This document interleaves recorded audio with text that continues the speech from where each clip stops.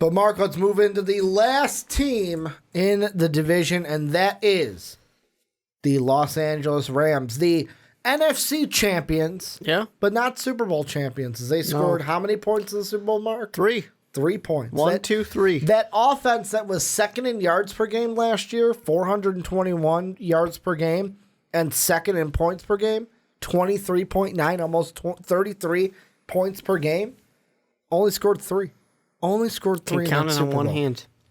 The defense last year, 19th overall in yards per game, 358 was around what they were giving up last year. Points per game, they were 20th, gave up about 24. Didn't matter, though. The offense was scoring all the points for the Rams. Before we get into the Rams, make sure to check us out on patreon.com/MostValuable Podcast. Shout out to Charlie, our newest patron, joined us at the bronze level. Gets Discord access, gets the MVP podcast a month early. You could join Charlie, too, at the bronze, silver, or gold level. Check it out in the description. But, Mark, let's talk about these Rams free agency this year. They matched an offer by the Lions, 2-year, $3.25 offer sheet for Malcolm Brown, so he's going to be back on the team. Running back Blake Bortles signed to a 1-year deal. Clay Matthews on a 2-year deal. Donta Fowler on a 1-year deal. Eric Weddle on a 2-year deal. A lot of defense for this team. I want to ask you this, though, with the Rams. Is this a team that is locked and loaded to go back to the Super Bowl this year? Or will we be looking at it like, man, last year was their shot. Last year was their shot to win it, because will this year be the year where they play a Saints in the playoffs and it doesn't end up roses like it did last year? Well, it's funny, too, because you look at last year and the teams they lost to in the regular season, the Saints, the Bears, the Eagles. They lost to playoff teams, and there was other playoff teams, that they beat. Obviously, they beat Seattle, they beat Kansas City. But still, I think it's interesting. They did lose to some of those NFC playoff teams. And they get them again this year. They get the Saints and the Bears again this year. And, there is some value to the Super Bowl hangover. Oftentimes teams do kind of have a little bit of a harder time that next year, especially when it's a big one. Only scoring 3 points, losing in pretty spectacular fashion, actually pretty mundane. Embarrassing fashion? I was going to say mundane. It was very boring Super Bowl. Probably the most boring Super Bowl most of us have watched in recent memory. Boring that when people go, what was the score last year's Super Bowl? I go, oh, what was the score last year's Super Bowl? Did we even have a Super Bowl last year? That's what my mind goes to. Yeah. I mean, the NFL figured, Maroon 5, they'll be kind of a boring halftime performance, but at least Patriots and Rams, that'll be an explosive Super Bowl. It'll be great. And no, just boring in general. That's all we got. So when it comes to this, we like to make fun of the Rams. We like to tease the Rams because it was such an embarrassment. Like we like to tease Peyton Manning when the football flew over his head and they got a safety to start off the Super Bowl. We like to make fun of these things, but unless that Super Bowl hangover really messes with this team, and McVay has just not had a full night's rest ever since the Super Bowl, and Jared Goff is falling apart, crying every night. McVay's a guy that barely got any sleep before the Super Bowl. I don't expect that this is a team that is going to fall off that hard. I do fully think that they will be we're ready for round 2 here. We're ready to prove ourselves and to shut up the doubters. I think the biggest questions here, it's teams like this that, could make boring previews because most people just go, yep, they're back to where they're going to be. Good night, everyone. See you guys next week. But for me, there's 2 questions that are lingering with this team. Number 1, Cooper Kupp, injured last year. When's he going to officially return? What's his impact going to be this year? But even the more important one, what the hell went on with Todd Gurley? Excellent question. Todd Gurley, to the end of the year, was basically like somebody from Space Jam took his powers, and he couldn't play football anymore.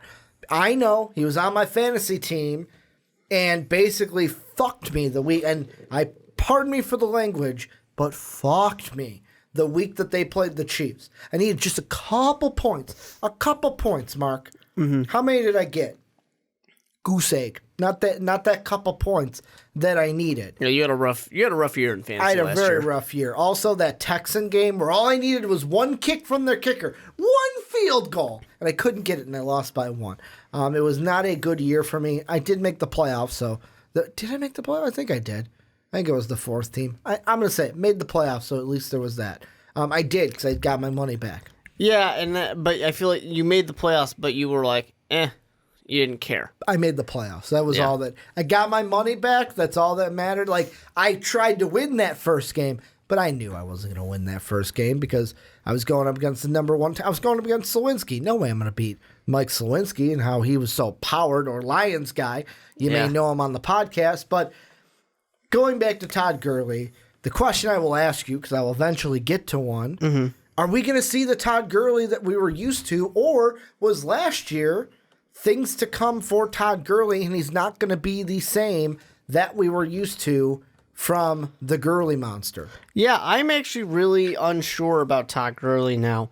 And I know that there was some injury concerns as well, but sometimes with these running backs, they do just disappear. You know, they do just fall off, and it's not like he had a terrible season last year. His season was fine. It just kind of sputtered and just, all right, that was the end of that. But it's still a 1,200-yard season.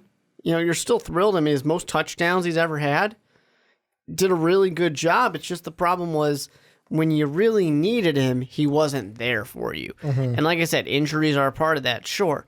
But you really wanted more. And, you know, you don't expect someone to necessarily play through their injuries and just be just fine. And it's not like it was his decision to not be out there all the time when he wasn't out there. That was Sean McVay. Exactly. But at the same time, you do just hope that those superstar players, those really key pieces to the franchise, somehow get it done when you need it. Because, you know, Todd Gurley here, no one's going to say he's a bad running back. No one's going to say he's not going to have a good year next year. But people will remember, imagine if they had him in the Super Bowl at full strength, you know, or playing as much as he could have. And according to The Athletic, here's what I've got from them about Cooper. I've got Cooper Kupp and then Todd Gurley stuff. So with the Cooper Kupp, this is what The Athletic says.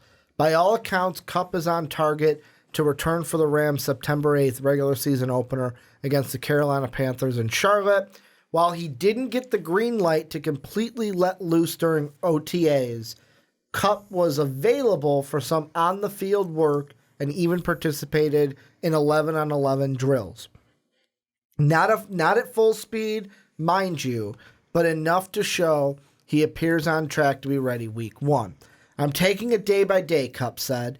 It's just about attacking this week, attacking the day as best as I possibly can, and I feel good about where I'm at. So that's all we've got. Apparently he's ready to go, or is planning to be ready to go for week 1.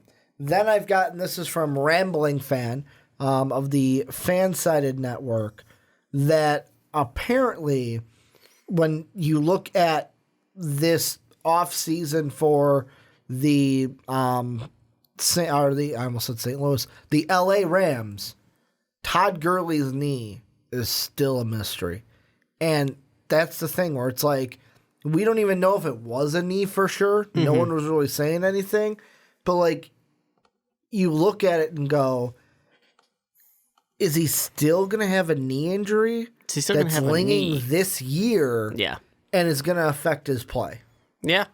And it's a big question mark. And it's going to be a question mark all the way till hopefully week 1. I say hopefully, and hopefully he answers it week 1 instead of a week 2, 3, 4. But, you know, he's a top fantasy running back. Of course it's going to come up. It's going to be a big talk throughout all the preseason. It's just not going to stop. Yeah. Because you know the LA Rams aren't going to play him in the preseason. They're going to let him sit. They're going to let him rest. Well, why would they? Exactly. They don't need to. They don't need to start any of these guys. So, yeah, it will be a lingering question. It'll be there for a long time, that's for sure. And, I mean, I also look at, let's see, one of the other big things is I know they bring back Malcolm Brown, who Malcolm Brown last year had 43 carries, 212 yards. But when we went into the playoff run, it was C.J. Anderson that was one of the big pieces for this team, no longer there. Can we expect Malcolm Brown to, let's say Gurley's not ready to go, can we expect Malcolm Brown to be like, okay, I'm going to pick up the slack here. I'm basically going to fill that C.J. Anderson role, and if Todd Gurley's not ready to go or if he's not 100%, you can lean on me, coach. I'm going to be the one ready to go, because I know people are saying that Cooper Kupp, just by being back, is going to help more than just the receiving game. It's going to take pressure off the run game because they won't have to rely on two wide receivers, Cooks and Woods. But it's not like that out there passing game suddenly was bad last year without Kupp. It was still a good passing game. They lost a major weapon. They did, but they still got it. Yeah, no, I get that, but they still did a great job. So it's not like he's suddenly going to fix anything. But does it take pressure off the run game? Sure, but like I'm saying, it's not like the passing game was bad when he was injured. Yeah. So I don't think there really is much pressure to let off. Well, I'm saying pressure not on the pass game, on the... So no, you're misunderstanding. I am totally misunderstanding the passing game was good last year, even without Kupp. So you're saying it was really good. It was one of the best in the NFL. It's kind of like, it doesn't matter. Change much. Okay. It doesn't matter because it was really good, and the run game was really good anyways, too. So those two were separate things. I don't know if I made that clear at first. They were both really good. Just me going straight over my head. And I think that... So I don't think it matters because they were both really good. Malcolm Brown and Darrell Henderson, those two, and they drafted him like in the third round, right? So they're expecting something out of him. And I think they expect... Third round, 6th pick. I think they expect that they are going to need someone to take something off of Todd Gurley. And they might have a little bit of doubt about Todd Gurley. And I don't think there's anything wrong with them having a little bit of that doubt because he's in like his 4th or 5th year. This will be his 5th year. So he's in his 5th year. You know, sometimes, like I said, these running backs, they do just fall off, especially when injuries start to happen. So they're not saying they're expecting Henderson to replace Todd Gurley, but if they want to lighten the load so that way they can make his life easier and make him last a little bit longer, because he's a guy you're going to pay big bucks for, and you need to do something. And I don't know that this is a complete replacement for C.J. Anderson, but I think it helps. You know, it's going to be something. C.J. Anderson's a monster. You can't replace C.J. Anderson, but... And the thing that I'm looking at here is... So this article was from earlier this month, as we're recording this July 1st. Well, earlier last month, I should say, June 14th. ESPN, they say, at the outset of the offseason program in April, the LA Rams running back was asked if he was prepared for an offseason of questions about his left knee. Here's what he said. I don't know, man, Gurley said. Y'all ask the questions. It's always something every offseason. And then later on, the article says that feeling good, Gurley said Tuesday at the team's training facility as he stood at the podium and responded to more questions from reporters for the first time since April. Variations of feeling good and feeling fine have been Gurley's and the Rams' go-to line when asked about his knee, which kept him sidelined for the final 2 games of the regular season. Feel real good, Coach Sean McVay said when asked how he felt about Gurley's status looking ahead to training camp. Talking to Todd, he feels good, looks really good. I think the plan that we set out a few months back has been followed exactly the way that we need to get it done. When you hear stuff like that, like for me, I hear feeling good. It's basically like, I'm saying something. It doesn't really mean anything, but I'm saying something. Or like when McVay goes, feel really good. Oh, he's feeling really good. It's like the more you say something, the less it means anything. Ricky, I'm doing good today. How you doing? You good? Don't I? It's a good podcast. It's a good episode. This is a good team. Today's a good day. It's kind of, the weather's pretty good. It could be better, but it's good. To the point where you're like, well, what is good then if you're going to use it that much? You just keep saying good. To me, it's all right, everybody got together in a room and said, this is what we're going to say. Everything is good. That's all right. And also Todd Gurley's like, yeah, every offseason you guys have something. To me, this is a guy that's not ready to deal with this. Like, he's not ready to handle these questions, to constantly be badgered. He's already frustrated with it, as he probably should be, because he's already been getting a bunch of questions about it. So there are question marks to it. And without a doubt, LA has no idea when Todd Gurley's going to be ready. They don't have anything in their head, but I don't think that's necessarily the worst thing in the world. This is already a really powerful offense. Looking at the schedule, does it hurt them if he isn't, let's say he's not ready to, let's say it lingers on, he's not ready to go week 1. How much of him being out, what would you think would be the games where it's like, okay, if he's out this long, then I start to worry? I don't know, because, you've got... They open up tough to me, in my mind. It does open up tough, and you could lose one of those first couple games, maybe both of them, honestly. But, you get a little bit of that Super Bowl hangover excuse. Yeah. They've just got to get the rust off of them, and they'll get their groove going. I don't think McVay is going to have his boys believe in that, though. No, I'm saying like everybody else. Yeah, the media. Yeah, they're not going to criticize it as much. And I feel like he can miss a few. To me, it's once that bye week hits. He's not back by the end of the, they got right in the middle. So that second half of the season, if he's not back then, now I'm definitely concerned. Because if he was going to take the first half off, there's no reason why I don't think that the Rams are going to be in the playoffs. So then it's fine. He's just going to have a little bit of fresher legs in the playoffs. That might actually be a good thing. Because the thing that I think about is we never knew exactly what the injury was. We just knew he injured his left knee. We knew he wasn't feeling good. And the thing that I think of is, first off, I think, okay, what if it's an ACL of some sort or an MCL of some sort? That I think we would have known. That's the thing. I think of, well, then he wouldn't be playing on it, but at the same time, would he have been playing on it if it wasn't a complete tear and it was just a kind of like, I'm trying to think of the medical term and I'm not a doctor, but if it wasn't a complete tear, would you still like be able to, almost? like a strain, would you still be able to play on it? But Probably also, not. how long does that usually keep out? Because a torn one is usually a year. Usually you're sidelined for about, 8 to 12 months is usually what an ACL is. And if it's more towards that side of things, like that severity, that means what? We wouldn't see him until December? Probably, because I definitely think it's got to be less than that. But I don't think he had any surgeries or anything over the offseason, did he? No, he didn't. So I don't know. It might just be one of those type of injuries where, because you would think if he just tweaked it, that with an entire offseason, they would be ready to go. You would think, and maybe he will be. I don't know, but it might also be one of those injuries where part of it's in his head. Where, he's kind of giving himself the yips and he's having trouble getting himself through that roadblock that's up in his head now. There's just a mental roadblock? Yeah, it's possible that it could be that. A lot of football is mental, and that's a possibility. But it's also a possibility it's a very real injury that was nagging him and he's going to be fine by week 1. It's really just tough to say. What do you think of the schedule overall? Without the Todd Gurley thing, just overall, what do you think of their schedule? They're a really good team. They had a hard schedule last year, too. I think they'll be fine. Do I think they're 13-3 this year? Probably not. But they're definitely going to be a top team in the NFC still. They've got their hard parts. Like they got to go.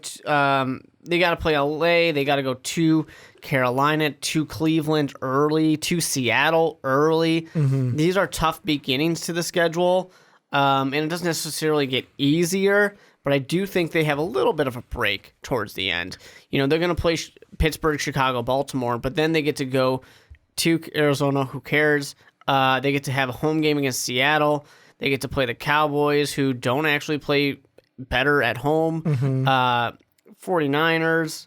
And then Arizona, they get these nice 5 cushion games to where if they're struggling a little bit, this can kind of carry them into the playoffs. So the thing I will say, looking at last year's schedule first, all of the losses that they had were either one of two things.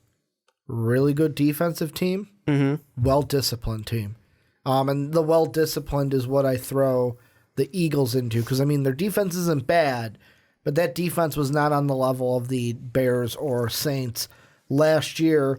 And even like teams like LA and Minnesota that they won, they were closer games. 35-23 for the Chargers, 38-31 for Minnesota. And I know that was one on Thursday night that I know me as a Vikings fan, like, it was just a shootout. And if Jared Goff didn't go for 5 touchdowns in that game, maybe we win it. So, looking at that, I look at the schedule this year and I go, all right, there's a couple teams on here that have better defenses than you played a little bit ago. Saints and Bears still have that tough defense.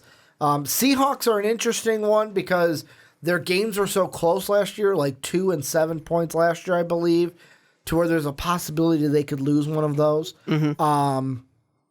You've got a team like Dallas, who isn't amazing defensively, but maybe they fall into the Charger kind of territory where, hey, I know they're good defensively, but we can manage that. We can beat them. So I won't put them down. But like Carolina, really good defensively. Cleveland added some pieces defensively. Cleveland's a team in general. We don't know what we're going to get. Some are high, some are low. I know earlier in the podcast I said, let's simmer down on the Browns, but on paper, their defense is better. Yeah, they had a good defense last year than it was last year, and they did have a good defense last year.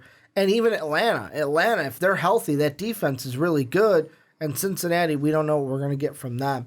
But they had a good defense last year when they were playing really well at the beginning of the year. I just look at this team and I go, I don't think they'll be 13-3. I wonder how many additional losses. Is it 11-5? Is it just a 12-4? Or is it a fall where it's like, holy shit, this team is 10-6 now? Because of Baltimore, they got to play Baltimore too. That's a pretty tough I know they lost defense. Terrell Suggs, but that's a pretty tough defense as well, and C.J. Mosley. Yeah, but I'm not scared of that offense though. And to give credit, they beat Dallas last year in the playoffs. So, but this one is an away game, so that's a little different.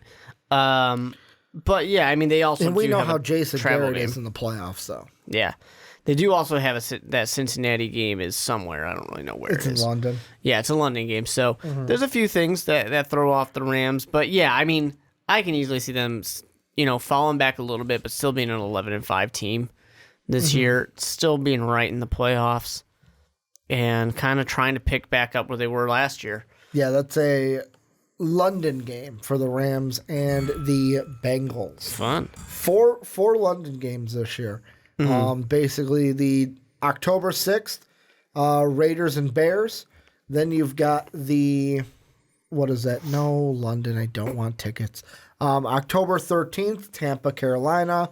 October 27th, Rams, Bengals.